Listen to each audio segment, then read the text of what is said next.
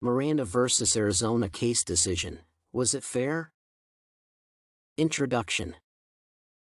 The Miranda case is based on violating the American people's Fifth and Sixth Amendments.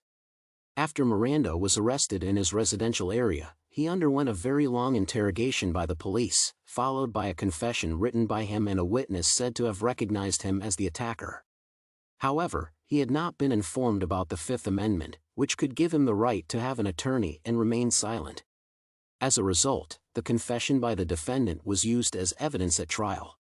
The court held that in cases where questions arise concerning the incompetence of the client's confession, such an issue is always under the control of the Fifth Amendment, that no individual is compelled in any criminal case to be a witness against themselves. On appeal, the Supreme Court of Arizona maintained that no constitutional rights of the accused had been violated, and thus the judgment was reversed.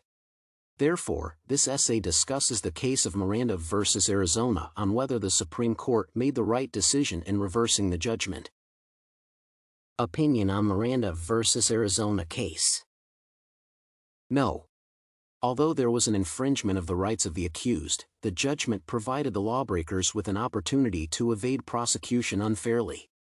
The culture, media, and authoritative standing influenced the Supreme Court's decision to overturn the Court of Appeal ruling. According to Justice Warren's majority opinion, the majority of suspects consider the interrogations by the police to be very frightening. It triggers their Fifth Amendment against self-incrimination and their Sixth Amendment right to an attorney unless those rights are waived. In addition, the ruling stressed the need for the law enforcement agency to observe those rights if a suspect exercises them. It is also evident that the media broadcasted different police shows intending to ignore Miranda rights, considering them as a method of entertainment.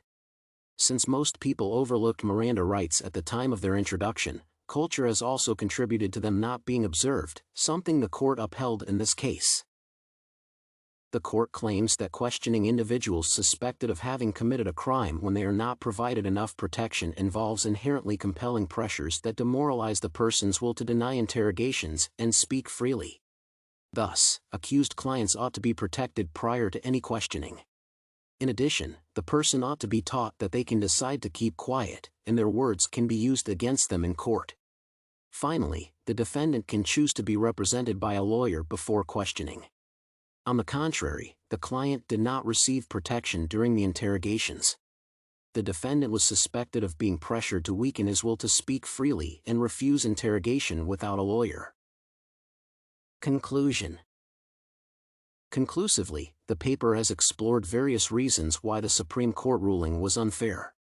For instance, the defendant was not informed before questioning his right to stay silent at will and that anything he said could be used against him in a court of law. In addition, the defendant was never informed by the police about his right to have an attorney.